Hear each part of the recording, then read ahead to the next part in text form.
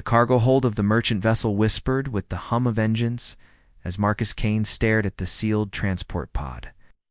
Inside were his latest charges, 2 beings he was meant to deliver to the Outer Rim markets. His weathered hands gripped the manifest, but the words blurred before his tired eyes. 20 years of trading had hardened him, yet tonight felt different. The pod opened with a soft hiss, revealing a woman with pale blue skin and silver markings along her arms. No more than 10 cycles old, clung to her mother's flowing robes. Both had the distinctive features of the Thylan people, refugees from the core wars that had devastated their homeworld. "Please." The woman spoke in accented common tongue, her voice carrying the musical quality of her species. "My name is Zara. This is my daughter Nyx. We mean no harm."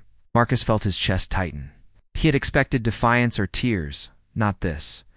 Quiet dignity. Zara's violet eyes held no hatred, only weary hope.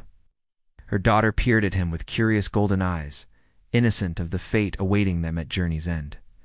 "I'm Marcus," he found himself saying, though protocol demanded silence. "We'll reach the station in 3 days." The ship lurched slightly as they entered hyperspace, and Nyx stumbled.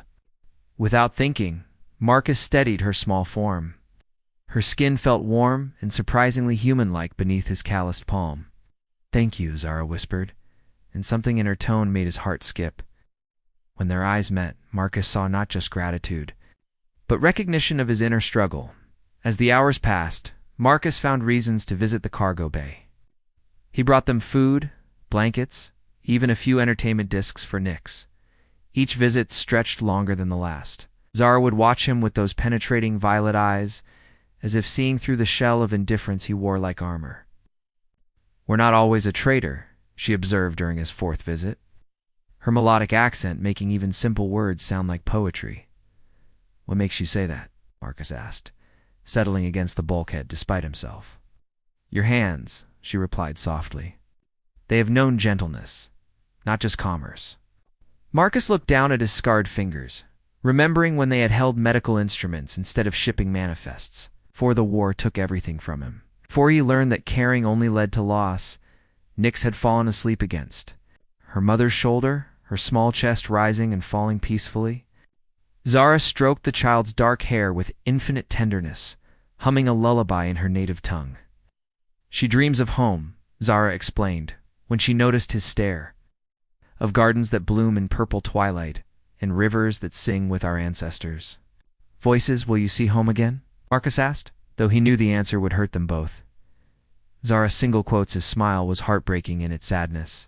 "Home exists wherever we choose to plant it. Even in the darkest soil, beauty can grow."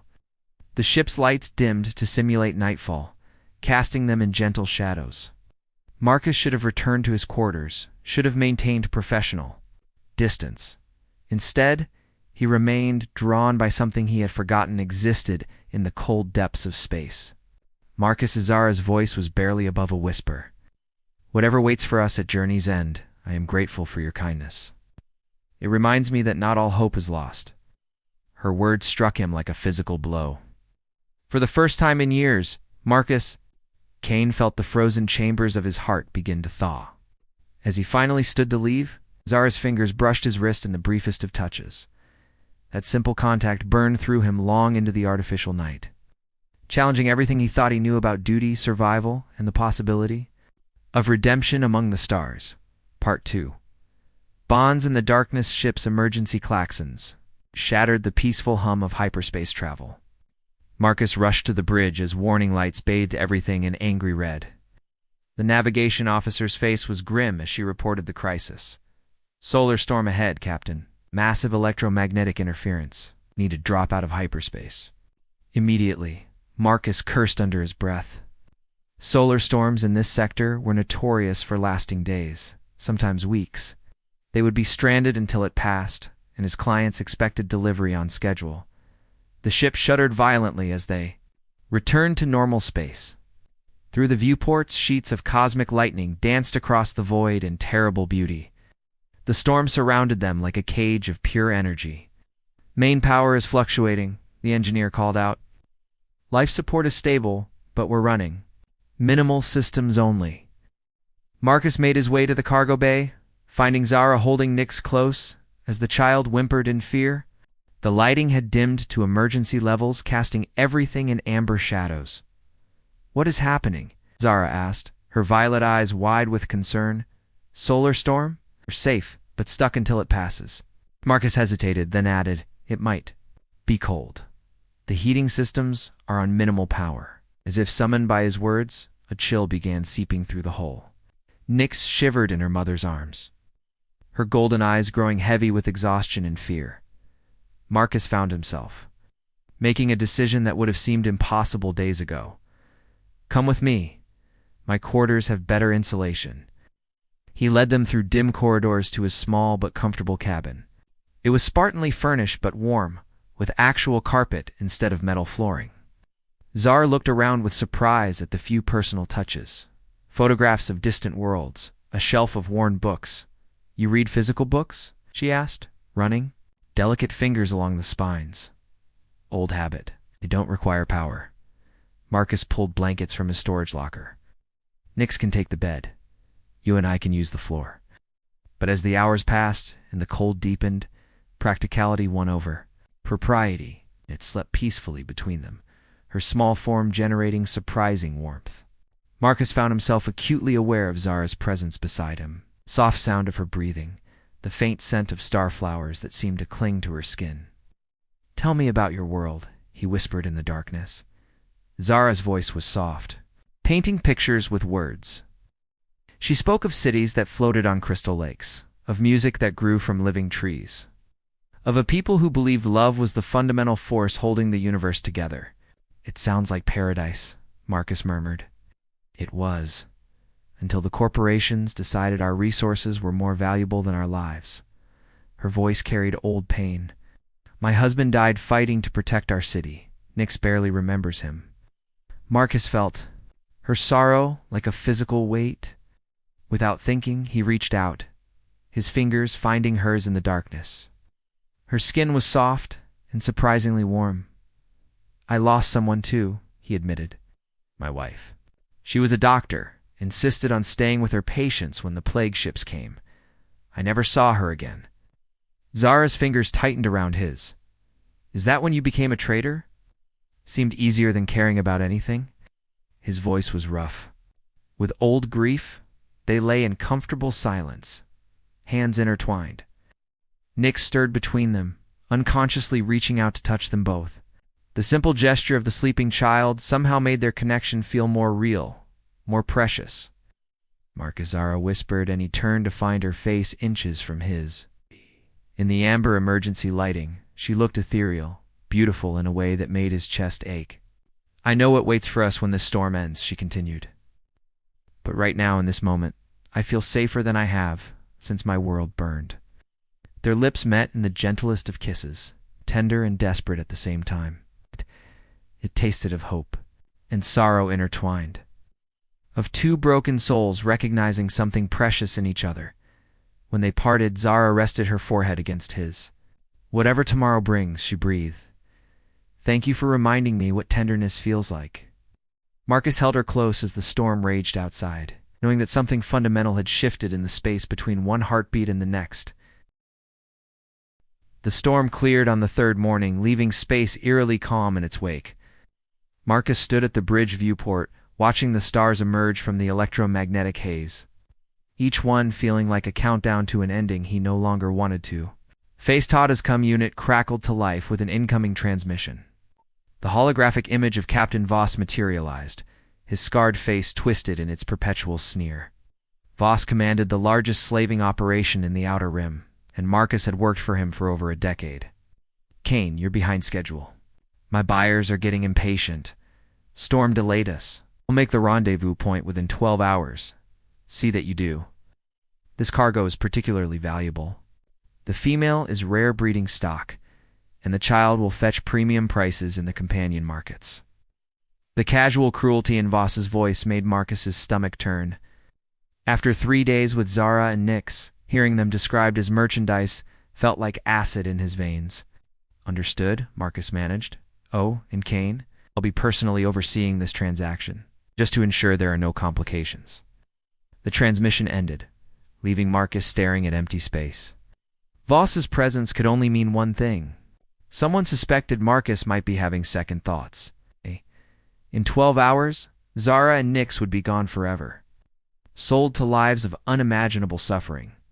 He found them in the observation lounge, where Nyx was pressed against the transparent aluminum window, watching the stars wheel past.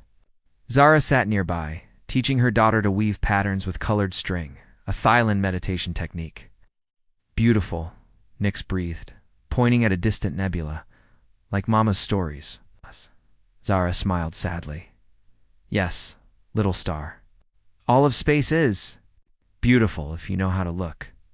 Marcus approached slowly, his heart hammering. Both turned to look at him, and he saw Zara's expression change as she read something in his face. It's time? She asked quietly. Captain Voss will be at the station. He's the man who will complete your sail. Nyx looked between them, confusion clouding her golden eyes. Mama? What does that mean? Zara gathered her daughter close, whispering something in their musical language. Nyx's eyes widened with understanding, then filled with tears.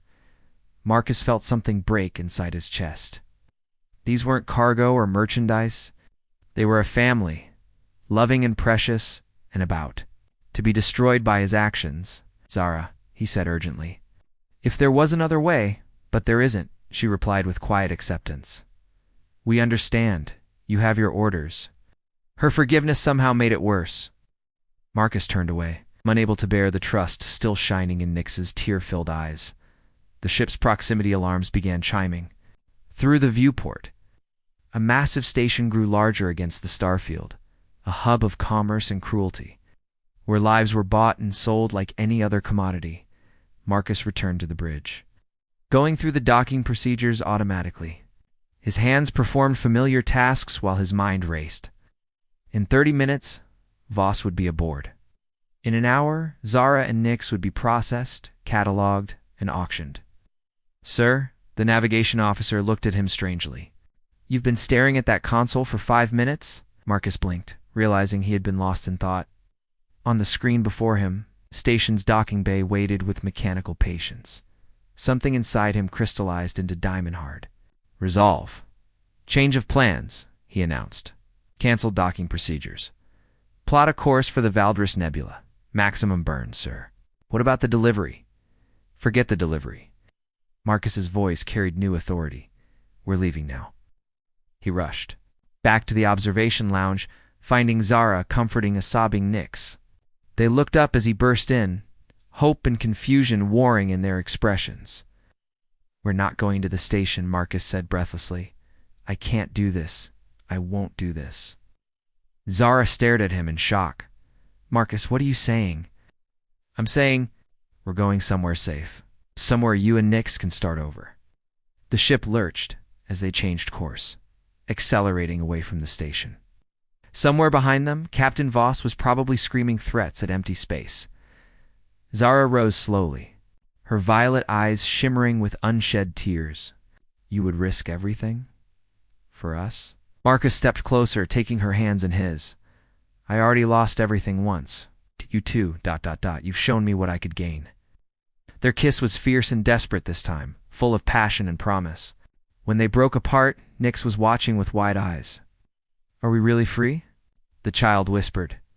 Marcus knelt to her level, smiling for the first time in years. We're going to be a family, Nyx. If you'll have me. Her answering smile was brighter than any star in the galaxy. Finding sanctuary, the Valdris Nebula stretched. Before them, like a tapestry of purple and gold, its swirling gases hiding ancient secrets. Marcus guided his ship through predetermined coordinates, following a path known only to refugees and rebels. Where are we going? Zara asked from the co-pilot seat, Nyx sleeping peacefully in her lap. Sanctuary Station. It's hidden in the nebula's heart, a place for people who have nowhere else to go. As they penetrated deeper into the cosmic clouds, long-range sensors detected the impossible, a thriving community built into a massive asteroid, its surfaces dotted with gardens and docking bays. Thousands of souls from dozens of species had found refuge here, The docking master's voice crackled over the cum. State your business. Unknown vessel. Marcus Kane, requesting asylum for 3 souls. Kane... We've heard that name. You're the traitor who works for Voss. Not anymore. There was a long pause. Dock 7. Elder Korath will want to see you personally. The station's interior was a marvel of cooperative engineering. Corridors carved from living rock branched into markets, homes, and workshops, where humans worked alongside aliens of every description. The air hummed with activity and hope. Elder Korath was an ancient Thylan male, his skin bearing the deep silver markings of advanced age. When he saw Zara and Nyx, his eyes filled with joy. Daughter of the homeworld, he said in their musical language, embracing Zara warmly. You are safe now, Elder Korath, Zara replied, tears streaming down her cheeks. I thought we were the only ones who escaped. Many survived. We have built a new home here where all refugees are welcome. Nyx pressed close to her mother, overwhelmed by meeting others of their kind. Korath knelt before the child, speaking gentle words that made her giggle, the first time Marcus had heard her laugh. When you... Korath turned to Marcus, his ancient eyes penetrating, the traitor who abandoned profit for conscience. Why? Because some things are worth more than money. Marcus replied simply. Over the following days, Marcus watched Zara blossom among her people. She worked in the station's hydroponic gardens, teaching human children Thylan songs while Nyx played. With others her age, her laughter echoed through the corridors like music. But as the days passed, Marcus felt increasingly out of place. He was a stranger among refugees, a former slaver in a sanctuary. Some residents eyed him with suspicion, whispering about his past. One evening, he found Zara, alone in the observation garden, watching nebula clouds drift past the transparent dome. Nyx was at a sleepover with new friends, finally acting like the child she should be. You're thinking of leaving, Zara said, without turning around. Marcus settled beside her on the bench. This is your world, Zara. You and Nyx belong here. And you don't. I'm a traitor, a mercenary. These people deserve better. Zara turned to face him, her violet eyes fierce. These people deserve the man who chose love over profit. The man who gave us our freedom, Zara. She silenced him with a kiss that tasted of starflowers and promise. When they parted, she rested her hand over his heart. Do you know what we call this in Thylan? Koresh Thala, the joining of souls across the void? Marcus felt his resistance crumble. Are you sure? Once I burn these bridges, there's no going back. Voss will hunt us forever, and we face that future together. Their lovemaking that night was gentle and passionate, 2 souls finding home in each other's arms. Beneath the swirling nebula, surrounded by the soft sounds of a sleeping station, they discovered that sanctuary wasn't just a place, it was the peace found in being truly known and loved. Afterward, as Zara slept against his shoulder, Marcus made his final choice. He activated his cum unit and sent a message to Captain Voss. Consider our contract terminated permanently. Come looking for us, and you'll find more than you bargained for. Then he destroyed the transmitter, cutting his last tie to his former life. When Zara woke at dawn, she found him at the window, watching the nebula's eternal dance. Any regrets? She asked softly. Marcus pulled her close, breathing in her starflower. Scent only that it took me so long to find my way home? 6 months later, Sanctuary Station had become more than a hiding place. It had become home. Marcus had found his calling as the station's external security coordinator, using his knowledge of criminal networks to protect the refugees. More importantly, he had found his family. The morning of the wedding dawned clear and beautiful, the nebula's gases forming natural auroras outside the observation dome. Zara looked radiant in traditional Thylan ceremonial robes, silver threads catching the cosmic light. Nyx served as flower bearer, scattering luminescent petals that glowed softly in the dome's atmosphere. Elder Korath performed the ceremony, blending human and Thylan traditions in a celebration of unity across species. When Marcus and Zara exchanged vows, their words carried across the assembled crowd of refugees who had become their chosen family. In the darkness between stars, Marcus spoke the Thylan words Zara had taught him. 2 souls recognize each other, and choose to burn as one.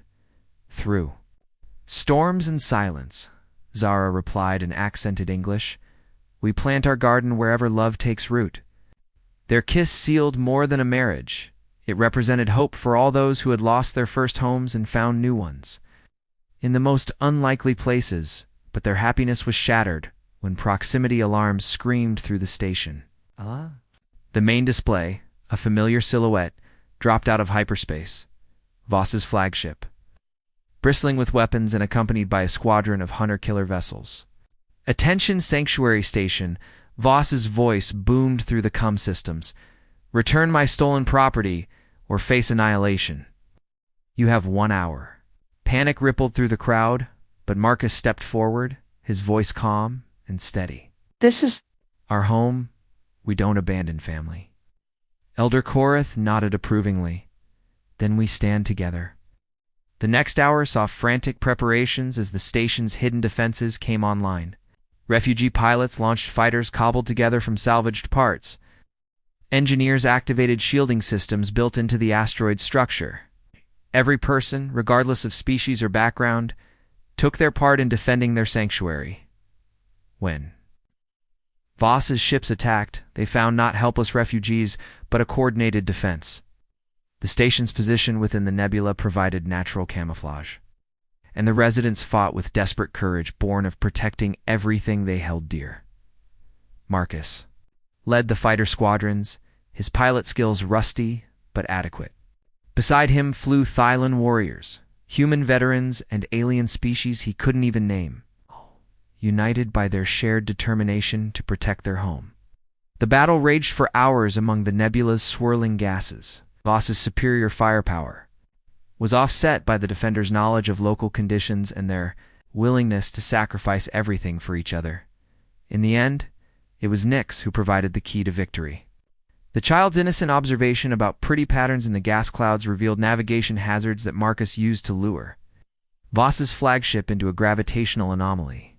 As the massive ship was pulled inexorably into the cosmic maelstrom, Voss's last transmission was a scream of rage and disbelief. In the aftermath, as debris settled and the wounded were tended, Marcus found Zara and Nyx in their quarters. They held each other tightly, family forged not by blood but by choice and tested by fire. Is it over? Nyx asked, her golden eyes still wide with remembered fear. The immediate danger? Yes, Marcus replied. But there will always be others who threaten what we've built here. Then we'll face them together, Zara said firmly. All of us. Through their window, the nebula continued its eternal dance, beautiful and protective. Sanctuary Station hummed with life and activity as refugees from 100 worlds continued their daily routines, cooking, learning, loving, building the future, one small act of kindness at a time. Marcus Kane, former trader and reluctant hero, held his chosen family close and watched the stars wheel overhead.